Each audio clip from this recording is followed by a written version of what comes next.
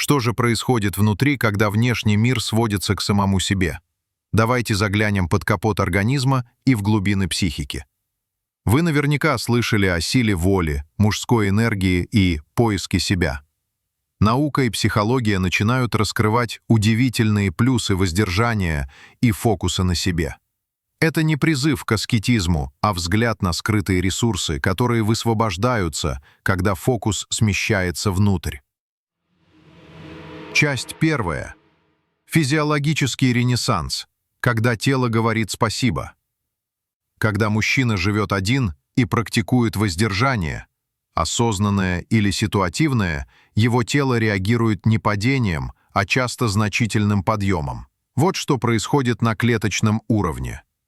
Вопреки мифам, кратковременное воздержание, порядка 1-3 недель, может привести к временному повышению уровня тестостерона. Организм, не тратящий ресурсы на частую сексуальную активность, накапливает этот ключевой мужской гормон. А тестостерон – это не только либидо.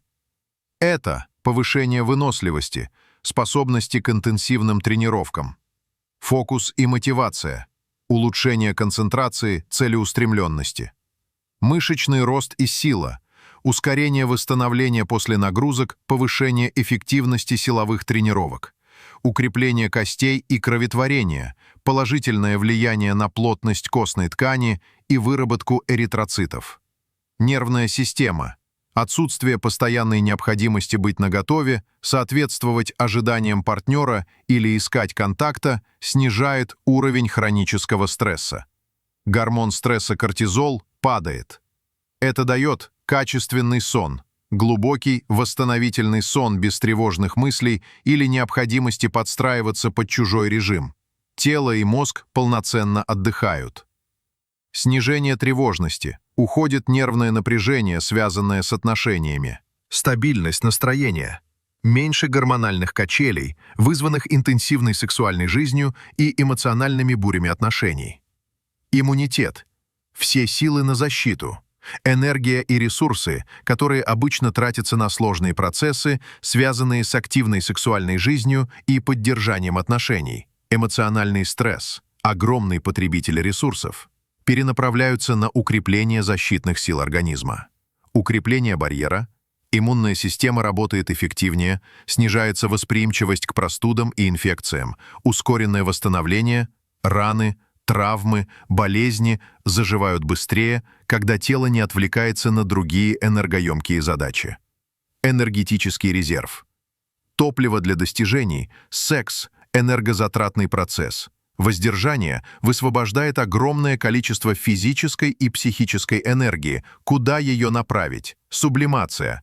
Вот ключевое слово. Эта энергия может быть перенаправлена на интенсивные тренировки, достижение новых спортивных результатов, карьерный рост, фокус на работе, проектах, обучении, творчество, всплеск идей в музыке, письме, искусстве, ремеслах, освоение навыков, изучение языков, инструментов, новых профессий. Часть 2. Психологическая свобода, ясность и сила. Физиология – фундамент. Но настоящая магия разворачивается в психике мужчины, осваивающего одиночество. Глубокая связь с собой, самопознание. Без постоянного фонового шума отношений и необходимости учитывать другого человека на первом плане, мужчина получает беспрецедентную возможность услышать себя. Это время для вопрошания. Кто я на самом деле вне ролей партнера, кормильца? Чего я хочу от жизни? Обнаружение истинных ценностей.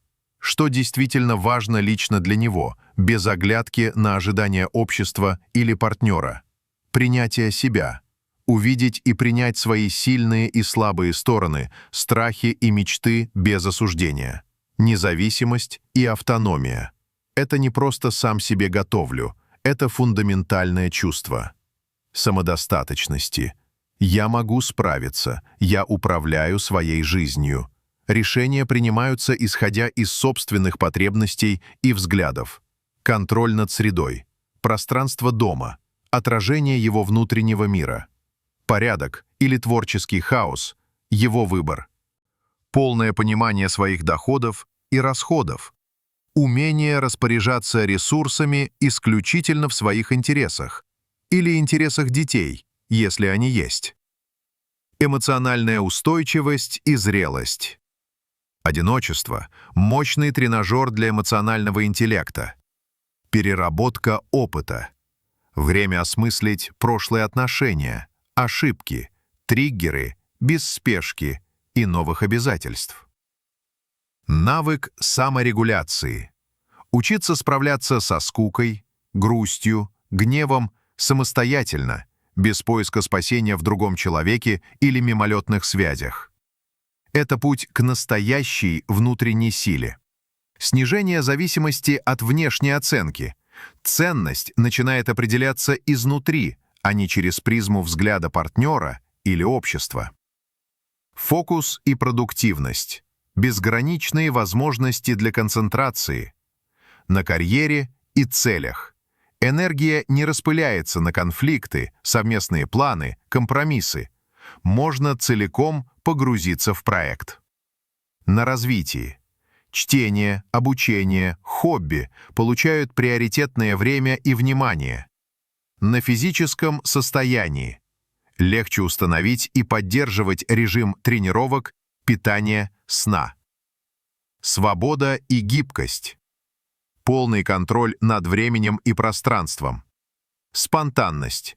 Решение поехать на выходные, задержаться на работе или целый день провести за любимым делом без согласований. Личные ритуалы. Утро с кофе в тишине, вечерняя пробежка, субботний завтрак до полудня, ритуалы, наполняющие силой, становятся священными. Отсутствие ожиданий. Никто не ждет звонка, отчета о делах, выполнения обязанностей партнера. Дыхание становится свободнее. Часть 3. Воздержание. Не лишение, а инвестиция. Важно понимать, воздержание, о котором мы говорим в контексте позитива одиночества, это осознанный выбор или естественное следствие фокуса на себе, а не вынужденное страдание или подавление. Это не вечный обет, а период. Его сила в перераспределении энергии. Из внешнего во внутреннее энергия, ранее направленная вовне, на поиск, завоевание, удержание партнера, концентрируется внутри на развитии и укреплении себя. Из минутного удовольствия в долгосрочные ценности. Сиюминутное сексуальное удовлетворение замещается глубоким удовлетворением от достижений, роста, обретенной ясности и силы. Из зависимости в свободу. Преодоление зависимости от сексуального удовлетворения или постоянного наличия партнера ведет к подлинной эмоциональной независимости. Одиночество как платформа для взлета. Жизнь мужчины в одиночестве — это не провал и не пустота. Это уникальная лаборатория, где на физиологическом уровне перезагружаются гормоны, укрепляется иммунитет, накапливается энергия. На психологическом уровне это школа высшего пилотажа самопознания, где обретается несокрушимая автономия, эмоциональная зрелость и ясность цели. Это не бегство от мира, а погружение в себя для того, чтобы вернуться в мир, если захочется, более сильным, цельным и осознанным человеком. Воздержание в этом контексте не запрет, а инструмент перенаправления жизненной силы на строительство внутренней крепости и достижения высот, которые ранее казались недосягаемыми. Когда шум отношений стихает, мужчина, наконец, слышит самого себя. И в этой тишине может родиться настоящая сила. Готовы ли вы прислушаться?